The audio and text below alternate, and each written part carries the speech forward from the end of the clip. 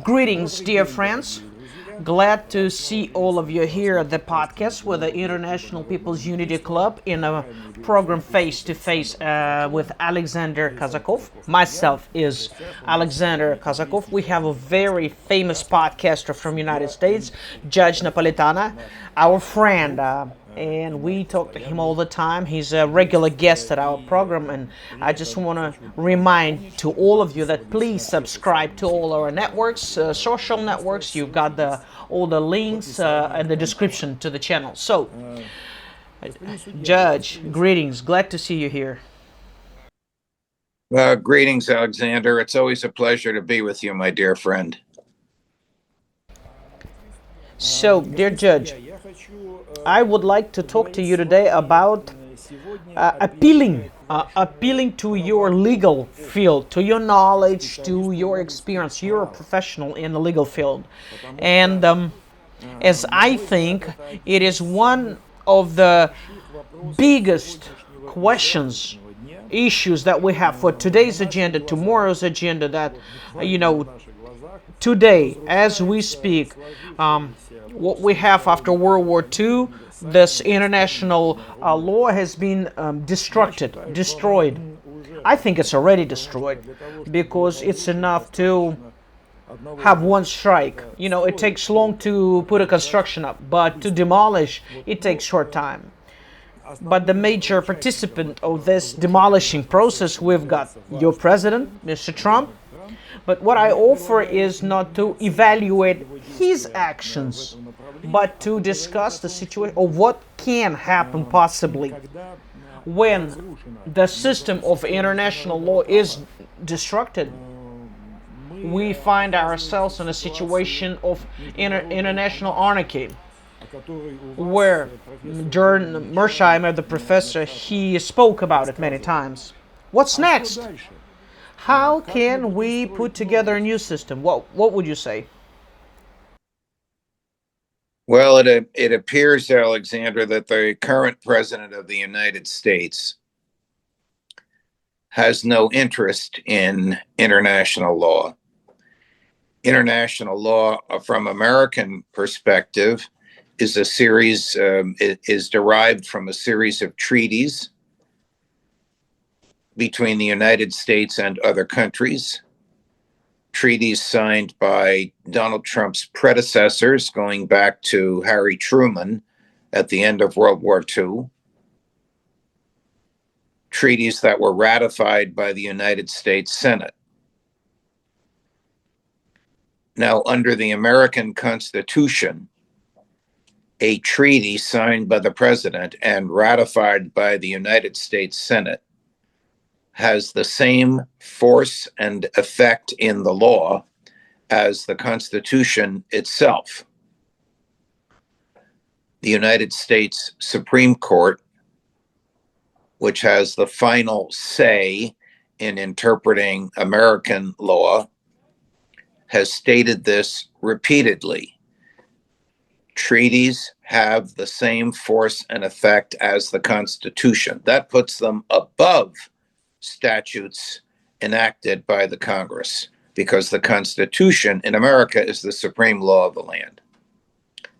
Notwithstanding that, President Trump has stated publicly and has demonstrated by his behavior that he has no use for international law, that he does not feel constrained by it, and that he basically will do whatever he wants.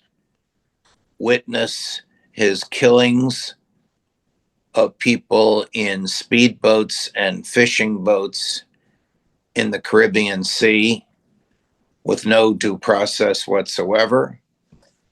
Witness his invasion and kidnapping of Venezuelan President Nicolas Maduro from his home, from his bed in the middle of the night. In my view, these are criminal acts engaged in by the president because he doesn't respect international law, he also doesn't respect domestic law. This will lead to the law of the jungle. This will lead to brute force. And brute force means Russia, China, and the United States. And every other country will be secondary and subject to the use of force of those countries. This is a terrible state of affairs. Today, February 5, 2026,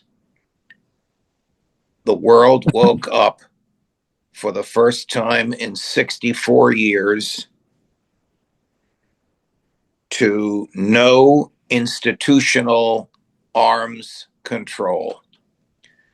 President Putin offered to extend the New START treaty for a year, and the Americans either didn't reply or privately and secretly said no.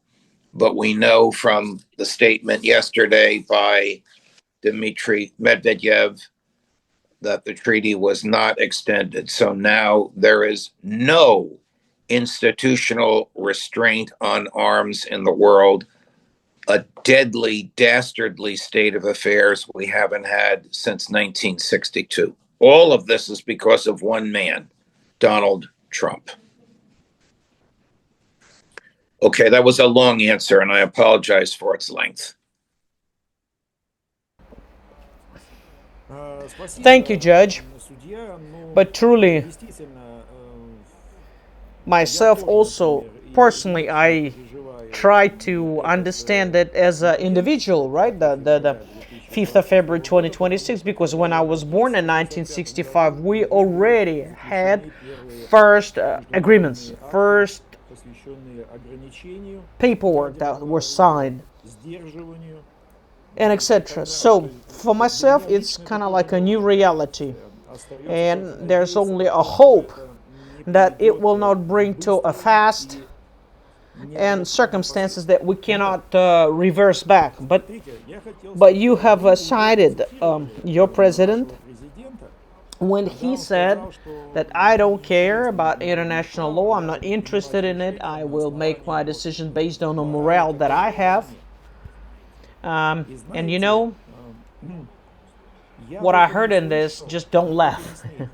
What I heard is that I heard a citation, a quote, and you know what? Who Trump quoted? He quoted Immanuel Kant. One of the most imperatives that came out from Trump: two things that fill my soul with the O is a sky above my head and a moral law in my heart. And I think that Trump maybe quoted Immanuel Kant, not knowing this. But why did I remember these words? Not to have not to use humor, but I'm speaking with you. We're both Christians.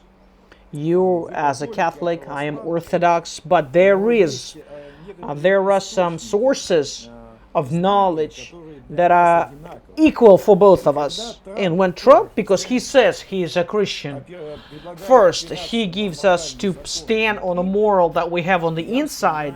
I remind myself a very famous Christian from the 2nd century, Tertullian, and he's respected in a Catholic church and Orthodox church. Most famous words, he says, I believe because it's an absurd. It's got one more phrase. He said that in the 2nd century. The soul of a human, any human, in its nature, it's Christian.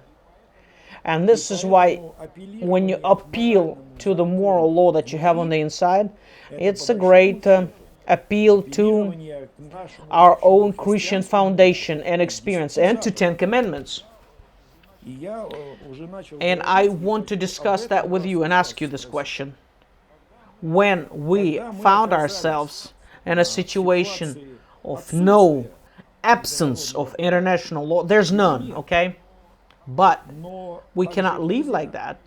Sooner or later, and you also named three countries, Russia and China, he is able to act as a criminal towards the weak ones and towards his allies. But he cannot deal like this towards Russia or China. So, when United States, represented by Trump, will face in a good way. I think Professor Mersheimer gave an example of that political realism is like when countries, they are like on a pool table, you know, when you shoot the billiards, when those three balls are flying on the table, will bump into each other on the pool table. Trump, together with Putin and Xi Jinping, will have to begin to put together a fundamentals of a new international law system, and then appealing what you have on the inside. And I remember again that the soul of a human is a Christian.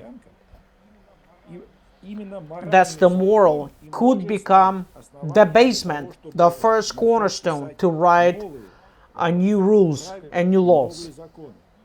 So I appeal to your experience, not just to your knowledge, but to your experience as a judge. Because as a judge, quite often you had to use those moral argument in your heart. Well, as a judge, Alexander, you often have to make moral choices. But as a judge, you have the instruments available to you to enforce those choices. And most of the time, the choices are reduced to writing in a judicial order, and the people subject to the judicial order comply with it. And you don't need to use force in order to compel compliance. If the absence of international law, which apparently is the state of affairs as we speak, is to be addressed by a new order of international law, and Donald Trump is still the president of the United States, there is no assurance that he will comply with it. And unless he interferes with the sovereignty of Russia or China, there is no way to compel him to comply with it. He will bully American allies, and he'll bully all the other countries that he wants to. He cannot bully Russia because of its strength and its economic independence. He cannot bully China because of its strength and its economic independence. He thinks he can bully just about everyone else. So the good news is he has fewer than 3 years remaining in office. The bad news is he can do a lot of destruction in those 3 years. Look at the damage that he's caused in just 1 year.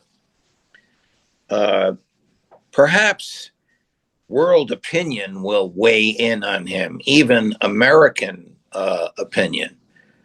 I mean, for example, the kidnapping of President Maduro was not very popular. He was roundly condemned for it. He got away with it. Would he do it again? He probably would. He has a childlike way of thinking. If his behavior mimicked anything stated by Immanuel Kant, I can't imagine that he knew that. He's just not well studied in philosophy or even history, certainly not in physics and mathematics. And he is surrounded by people who encourage him to behave this way. There is only one person in his inner circle who advocates restraint, and she, the director of national intelligence, Tulsi Gabbard, is often excluded from the inner circle, as she was in the plans to kidnap President Maduro. So we're in a terrible state of affairs where brute force will be the international law until we have an American president that accepts the rule of law. And that does not appear as though it's going to happen for another 2 years and 11 months.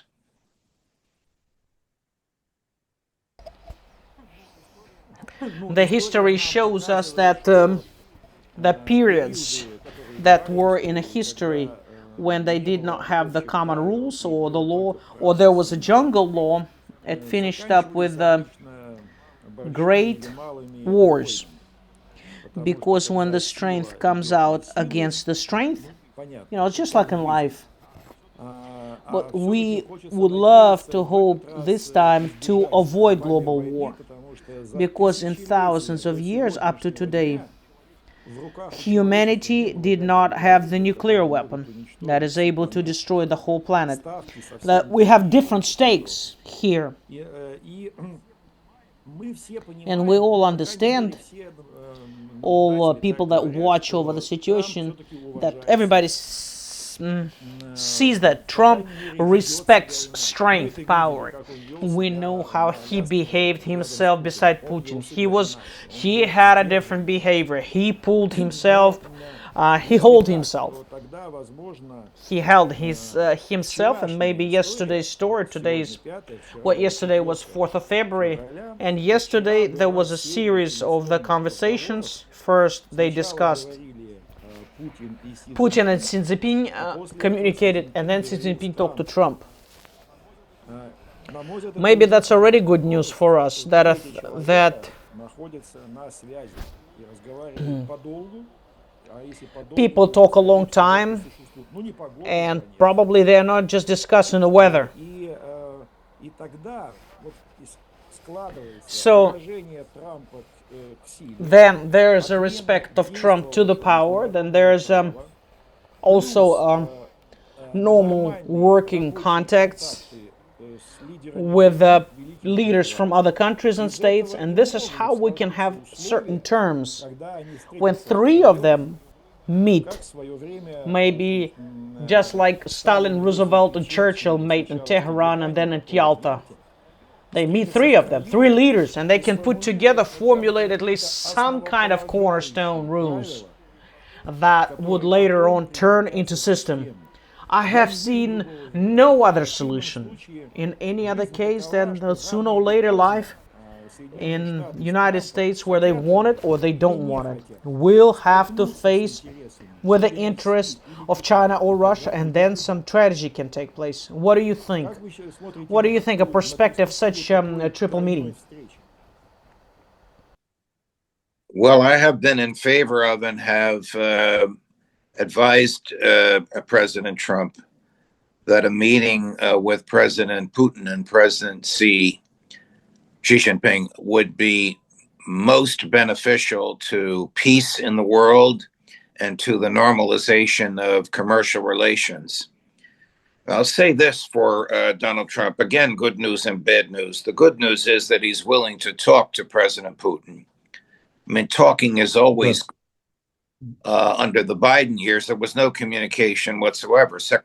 Then Secretary of State Antony Blinken wasn't even permitted to speak to Foreign Minister Lavrov. But now, I don't know if Foreign Minister Lavrov and Secretary of State Rubio speak, but I know that, as you just indicated, the world knows that Presidents Putin and Trump speak. So that's the good news, that they do talk on a regular basis, sometimes even in an informal, I understand, an extemporaneous way where the talk isn't even planned. One of them will just call the other. That's a very positive step. The bad news is that Trump does not always follow through on what he says. He will say one thing in public and do another thing in private. He'll say, like with the Iranians, come and negotiate with us. And when they're on their way to the negotiation, initiated bombing of Tehran. This is reprehensible. And this, of course, will cause people not to believe or not to trust him. So he is not a moral person. It was almost a joke here in America when he said to the New York Times, when asked if he feels restrained by international law, he said, "No, I'm restrained only by my own morality." The joke was, well, then he's restrained by nothing because he has no personal morality. That's the impression that he has given by the lifestyle that he's lived for 79 years. But President Putin and Foreign Minister Lavrov and their team of people are very, very smart. I think they understand Donald Trump, and I think they have a feeling to determine when he's being truthful and when he's not. But he's a dangerous person to deal with because he changes his mind like that. Yes, I cannot but agree with you. True. And in this matter, the word, the honest word that is given by Trump, quite devaluated if you compare it to the honest word by Xi Jinping or Putin. But that's life. And we've discussed that when you were in Moscow, that in a backyard, inside your own country, Putin and Xi Jinping are quite assured of themselves, but Trump not so. He is fighting inside of the United States, and it's a heavy fight with unprecedented results.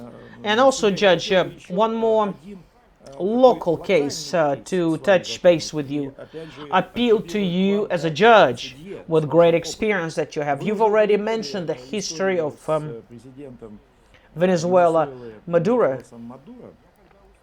When I heard the first days, that first hearing about his case and his wife's case, that it will be somewhere in the middle of March, when I heard that the name of the lawyer who will protect Maduro, when I heard that it would be a court of New York and the name of the judge softly saying he does not like Trump at all, I had a thought.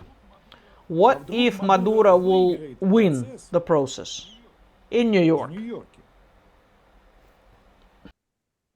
Well, in my opinion, Alexander, the case against President Maduro from a legal perspective is very, very, very, three verys, weak. The principal witness against him is someone that the American government has already convicted of massive distribution of drugs. And now they're going to bribe this witness. We will lessen your time in jail if you testify against President Maduro. Two of the charges against President Maduro will be dismissed immediately. One, that he possessed a machine gun in Caracas. Well, the American courts have no jurisdiction over what happens in Caracas. Another, that he dispatched drugs from Caracas to Paris. Again, even if he did this, the American courts have no jurisdiction over a plane flight from Caracas, Venezuela to Paris, France. The case is very, very weak. And I wouldn't be surprised if this judge, who's 92 years old and no fan of Donald Trump, dismisses the case. I also wouldn't be surprised if in these negotiations in Abu Dhabi, the Russian negotiators say, why don't you let Maduro free? We all know you kidnapped him. I don't know how the Americans would react to such a request, but it would be a great victory for human freedom. Look, I don't defend everything Maduro did, but what the Americans did to kidnap him, including killing over 100 people, 32 of whom were murdered in their sleep in military barracks, was criminal, absolutely criminal under international law and American law. I think that this case will never come to trial. I think it'll be thrown out by the judge. That would be a very strong hit over Trump. Yes. Да, так и есть. So, last question, due to time. What do you think? You are talking with a lot of people, you're having communications east and west. See, we both of us are talking now here.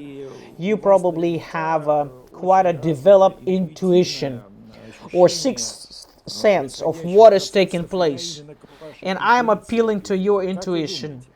Do you think that the negotiations in Abu Dhabi, is there a chance that these negotiations will bring a result, or it will finish up empty?